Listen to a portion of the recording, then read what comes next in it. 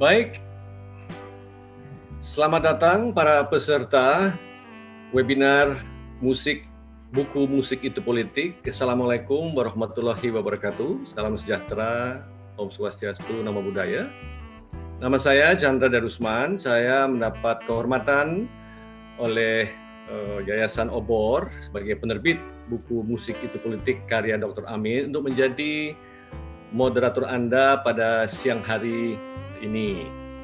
Senang sekali bisa bergabung dengan begitu banyak pakar di sini, begitu banyak simpatisan, pemerhati literasi musik. Sepertinya memang komunitas seperti ini walaupun tidak begitu banyak, tapi benar-benar dedikasi dan benar-benar fokus dan penting kehadiran dari teman-teman semua dalam webinar pada siang hari ini. Jadi saya mengusulkan kita mulai saja kesempatan siang hari ini yang sangat baik ini. Kita akan mengundang ketua dari Yayasan Obor yang menerbitkan buku musik itu politik karya Dr. Amin. Kemudian habis itu setelah beliau menyampaikan sepatah dua patah kata, kita langsung saja ke Dr. Amin untuk sedikit memberikan sinopsis dari isi buku beliau itu, disusul nanti dengan tanggapan atau pemerasaran dari Dr. Pudensia Tudutepi dan dari Pak Handoko. Begitu usulan saya, dan setelah itu mudah-mudahan kita masih punya waktu untuk tanya jawab tentunya. Dan marilah kita mulai saja webinar musik itu politik dengan mengucapkan puji syukur kepada Tuhan Yang Maha Esa. Demikian. Waktu sekarang saya persilakan Ibu Kartini Nurdin. Terima kasih Pak Chandra. Bismillahirrahmanirrahim. Assalamualaikum warahmatullahi wabarakatuh. Selamat siang, salam sejahtera untuk kita semuanya. Om Swastiastu, Namo Buddhaya, salam kebajikan, Rahayu. Yang saya hormati Dr. Pudensia MPSS, Ketua Asosiasi Tradisi Lisan. Yang saya hormati juga Dimas Handoko Hendroyono yang telah mendesain buku musik itu politik. Yang saya hormati yang akan meluncurkan bukunya hari ini Dr. Muhammad Amin, MSN dan MA. Yang sangat saya hormati moderator kita hari ini Bapak Chandra Darusman. Seluruh hadirin peserta Zoom yang saya hormati dan saya muliakan. Selamat datang dan terima kasih telah hadir mengikuti acara peluncuran diskusi buku musik itu politik dalam rangka memperingati Hari Musik Nasional yang jatuh pada hari ini, yang rupanya disamakan dengan hari lahirnya pahlawan nasional kita W.R. Supratman. Mudah-mudahan musik Indonesia terus berjaya dan musikus kita semakin kreatif. Begitu ya Pak Chandra ya. Itu Pak Chandra itu musikus terkenal. Ya. Buku Obor yang diluncurkan pada hari ini didasari dari hasil disertasi yang ditulis oleh Dr. Muhammad Amin 9 tahun yang lalu. Yang Pak Amin yang lebih dikenal tuh Pak Muhammad Amin tuh lebih dikenal dengan Pak Amin Abdullah ya. Dengan studi kasusnya di Palu, Sulawesi Tengah, yang tentunya diharapkan bisa menjadi jembatan untuk memahami kondisi kita saat ini serta bagaimana merawat dan mengembangkan tradisi musik di Indonesia bisa tumbuh dan berkembang. Kesenian musik tradisional Kakula yang diteliti oleh beliau sudah dimainkan sejak dahulu kala untuk berbagai keperluan seperti keperluan adat, pada masa Orla juga, pada masa Orde, dan sampai sekarang ini di era reformasi, dan tentu ada pengaruh-pengaruhnya dan perubahan-perubahannya pada setiap rezim ataupun setiap zaman di mana dimainkannya dan bagaimana peran seniman pada zaman itu, dan tentunya bisa menggambarkan suatu identitas serta ideologi pada waktu itu dan pada zamannya. Menurut Profesor Dr. Melanie Budianta yang memberikan epilog pada buku ini bukan saja kaya informasi tetapi juga mendialogkan berbagai pengetahuan tentang kaitan musik, identitas, dan ideologi. Bersyukur sekali kita mempunyai pakar Dr. Budensia MPSS, Ibu Teti, dan Mas Handoko yang mungkin bisa memberikan gambaran atau sumbangan pemikirannya yang terkait dengan terbitnya buku Pak Amin, yang tentunya pasti sangat penting bagi kita, bagi kajian musik Nusantara. Seperti tadi disampaikan oleh Pak Chandra bahwa sedianya memang Pak Muklis bergabung di hari ini, siang hari ini, namun karena kesehatan beliau tidak memungkinkan, mohon maaf, jadi beliau berhalangan hadir. Harapan kita semuanya mudah-mudahan beliau segera pulih kembali kesehatannya serta sehat kembali seperti sedia kala. Bapak Ibu yang saya hormati, Yayasan Pustaka Obor selama ini menerbitkan karya-karya penting yang harus terbit di Indonesia. Dan setelah sekian puluh tahun bekerja sama juga dengan Asosiasi Tradisi Lisan yang dipimpin oleh Ibu Budensia untuk menerbitkan hasil penelitian dan kajian mengenai tradisi lisan melalui penerbitan ATL dan Obor yang disebut seri tradisi lisan Nusantara, tradisi lisan Nusantara. Untuk kita pahami merupakan referensi penting yang adalah memicu gairah dari penggiat seni, budayawan, peneliti di berbagai daerah untuk terus berkarya dan ikut memajukan kesenian maupun memajukan bangsa. Pada kesempatan ini saya ingin mengucapkan terima kasih kepada Pak Amin Abdullah, Dr. Muhammad Amin yang telah menerbitkan bukunya melalui Yayasan Pustaka Obor Indonesia. Mudah-mudahan karya ini menjadi pemicu untuk terus menulis. Mengingat pengalaman beliau yang luar biasa, pasti banyak yang bisa dibagikan kepada kita semuanya dalam bentuk tulisan atau buku. Dengan posisi beliau yang sekarang di Kemenparekraf, saat ini sebagai Direktur Musik, Seni Musik dan Seni Pertunjukan dan Penerbit, harapan kita semuanya bisa mendorong tumbuh kembangnya penerbit Indonesia, bangkit dari keterpurukan. Saya kira itu saja yang dapat kami sampaikan. Terima kasih kepada Ibu Teti, Mas Handoko, dan Pak Chandra, serta Bapak Ibu semuanya. Mudah-mudahan acara ini bermanfaat untuk Bapak Ibu semuanya. Saya kira itu. Sekian. Wassalamualaikum warahmatullahi wabarakatuh. Assalamualaikum warahmatullahi wabarakatuh. Terima kasih Ibu Kartini selaku Ketua Yayasan Pustaka Obor.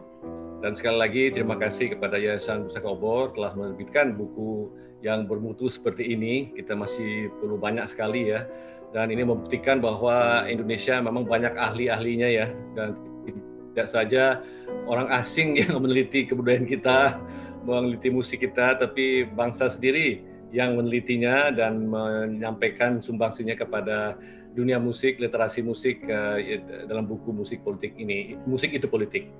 Memang judulnya sangat sangat bagus menurut saya Pak Dr. Amin ya, mengundang berbagai ekspresi pendapat. Pak Amin, kalau sudah siap, saya berikan waktu 10 menit dan the floor is yours, Pak Amin. Silakan. Baik, mudah-mudahan bisa didengar ya.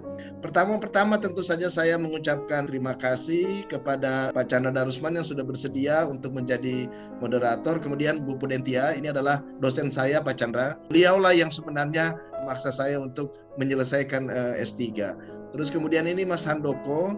Mas Handoko ini tiba-tiba saya cerita tentang buku ini dan kemudian dia bilang dia tertarik untuk membuat desainnya, dan kita sekarang sudah melihat bagaimana desain cover ini benar-benar mempresentasikan bagaimana dinamika gender itu terjadi akibat dari ideologi politik. Saya meneliti tentang budaya gong yang ada di Indonesia Timur, dalam hal ini Kakula. Dan kemudian di cover ini benar-benar mempresentasikan bagaimana di zaman Orde Lama dan Orde Baru itu ada dinamika gender yang awalnya musik ini dimainkan oleh wanita. Ibu saya adalah pemain musik ini.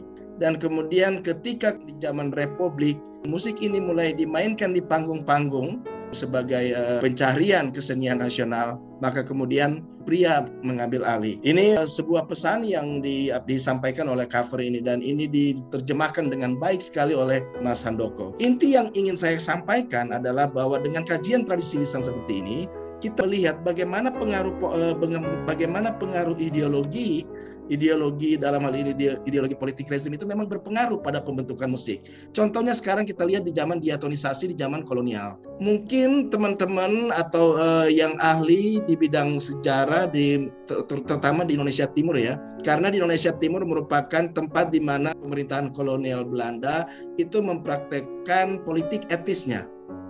Politik etis dapat disederhanakan seperti menjadi westernisasi masyarakat Indonesia. Di dalam musik, kalau ingin memahami mengapa orang-orang Indonesia Timur itu jago menyanyi, di sini sebenarnya kita bisa pahami akibat dari politik etis itu sendiri. Jadi pada saat itu pengajaran musik bambu dan paduan suara di sekolah-sekolah itu menyebabkan terjadi diatonisasi di Indonesia Timur. Jadi semua menjadi diatonis. Jadi proses diatonisasi dimulai dari sini. Pada zaman itu Belanda fokus pada musik bambu dan paduan suara. Kakula tidak ada di bingkai ini. Jadi musik gong yang ingin saya cerita ini tidak ada dalam bingkai politik etis di zaman Belanda. Tetapi di zaman Orde Baru, diatonisasi yang ditanamkan di zaman kolonial membuat locational tuning. Jadi locational tuning itu Pak Chandra adalah istilah dalam etnomusikologi yang menyebut bahwa tangga nada itu berbeda-beda di antara satu wilayah dengan wilayah yang lain. Semua akhirnya terjadi diatonisasi.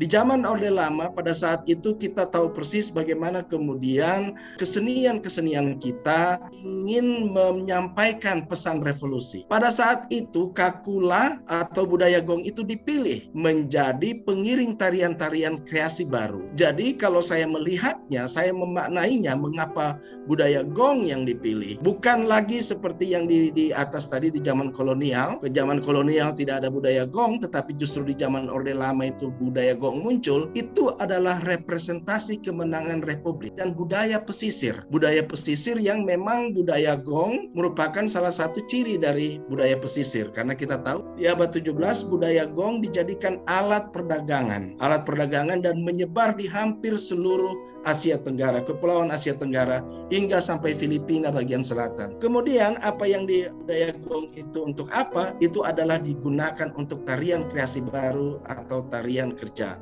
Salah satunya adalah boleh dilihat di slide berikutnya. Dia ingin mengiringi tari Pemonte di Sulawesi Tengah itu terkenal sekali tari ini. Tari kerja atau tari panen padi. Jadi memang di zaman Orde Lama banyak sekali tarian-tarian kerja yang muncul karena memang itu adalah penggambaran dari rakyat yang bekerja. Dari proses menanam hingga memanen padi. Dan ini mengikuti seruan ideologi revolusi pada zaman Soekarno. Ini saya kutip bagaimana Menteri Pendidikan pada tahun 1964 Priyono mengatakan bahwa arts should reflect the Indonesian Revolution. Nah, inilah yang kemudian membuat mengapa kakula mengiringi tarian-tarian kerja seperti ini. Apa yang terjadi di Orde Baru? Orde Baru, kakula ini semakin berkembang. Dia menjadi sophisticated, dia menjadi kompleks, rumit. Jumlah bonangnya bisa mencapai 24 nada sejak tahun 1970-an. Dia bertugas untuk mengiringi lagu dan tarian daerah. Yang menarik adalah, coba kita lihat yang di bawah. Tradisi budaya gong di Kaili atau di Palu itu adalah duduk di kursi atau berdiri. Tetapi kemudian pada tahun-tahun 1990-an, di mana memang pada saat itu pengaruh kebudayaan Jawa begitu kuat di Indonesia pada saat carian puncak-puncak kebudayaan, itu kemudian kita bisa lihat di bawah bagaimana ada tiruan gamelan Jawa terjadi di Sulawesi Tengah. Jadi memang di zaman Orde Baru itu pengaruh estetika Jawa dan kemudian pencarian puncak-puncak kebudayaan itu menyebar hampir di seluruh Indonesia. Ini yang ingin saya katakan di zaman Orde Baru. Apa yang terjadi di zaman Reformasi? Di zaman Reformasi, sebuah ensemble berdiri yang bernama Ensemble Modero Palu. Bu Pudentia pernah menyaksikan ini,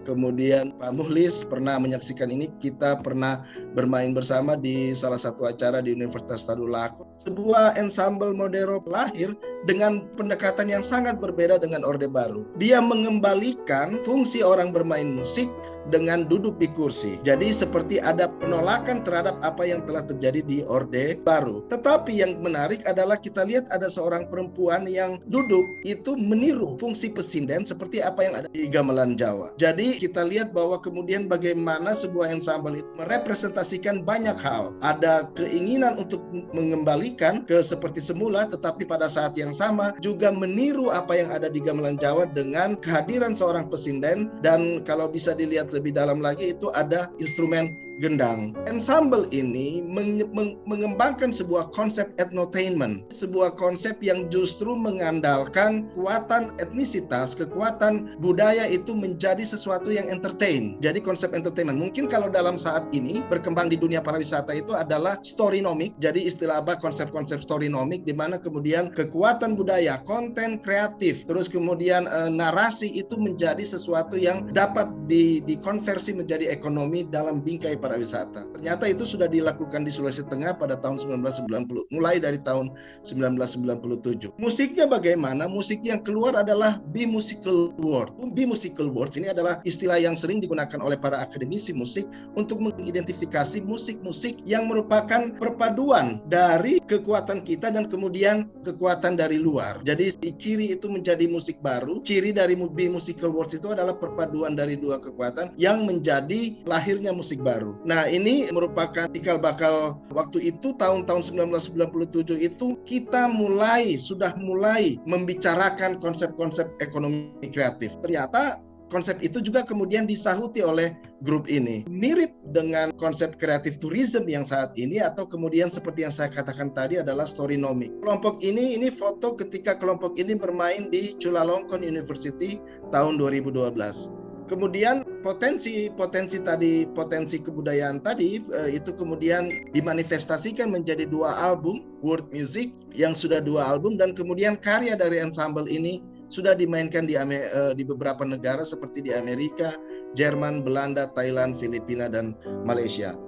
Saya kira itu saja yang dapat saya sampaikan. Memang inti dari buku ini adalah bagaimana kajian tradisi lisan itu bisa menyajikan pengaruh politik, etis di zaman kolonial Belanda, kesenian sebagai bagian dari revolusi di zaman Orde Lama, kesenian adiluhung sebagai bagian dari puncak-puncak kebudayaan di zaman Orde Baru, serta mulai merebaknya konsep ekonomi kreatif dalam kesenian di masa-masa awal Orde Reformasi berpengaruh pada perkembangan musik. Dalam hal ini Kakula sebagai budaya gong pada etnik Kaili di Sulawesi Tengah. Demikian yang dapat saya sampaikan. Terima kasih. Luar biasa, Dr. Amin. Terima kasih banyak. Pak Amin sudah menuntun kita akan isi buku dari beliau itu. Dan sepertinya saya setuju sekali tadi disampaikan Bu Kartini di awal mengutip pengantar dari Profesor Melani bahwa ini buku memang kaya informasi ya. Bayangkan Pak Amin ini meliput cerita ini lebih dari 1 abad ya. Dari sejak proses diatonisasi oleh zaman Belanda, kemudian masuk ke Orde Lama, Orde Baru, Reformasi, ini lebih dari 75 tahun ini buku ini. Jadi luar biasa, ini suatu karya yang sangat kaya informasi dan subjek musik ya, bisa di satu pihak dikooptasi ya, di satu pihak ya, maaf kalau kurang setuju istilah saya, dikooptasi oleh rezim, tapi di lain pihak juga dia tetap eksis dan berkembang ya. Jadi ini unik ya, ini cerita Pak Dr. Amin ini unik ya. Musik sebagai alat dan musik juga sebagai sesuatu yang memiliki dinamika sendiri dan berkembang sendiri gitu ya, tidak dengan mudah begitu saja dirubah-rubah oleh rezim yang ada. Tapi saya bukan narasumber di sini, jadi saya mungkin nggak banyak bicara. Nah, mari kita sekarang kalau boleh kita mengundang Dr. Prudensia, Ibu Teti, yang kita tahu bahwa beliau ini adalah ahli tradisi lisan ya. Seorang spesialis, super spesialis kalau dalam bidang kedokteran ini, dalam bidang literasi musik juga super spesialis ini beliau ini. Kita sangat bergembira mendapat kunjungan dan kehadiran dari Dr. Prudensia yang tadi Dr. Amin mengatakan adalah gurunya Dr. Amin ini. Wah, ini luar biasa. Baik, tanpa panjang lebar lagi, kalau boleh kita mengundang Dr. Prudensia.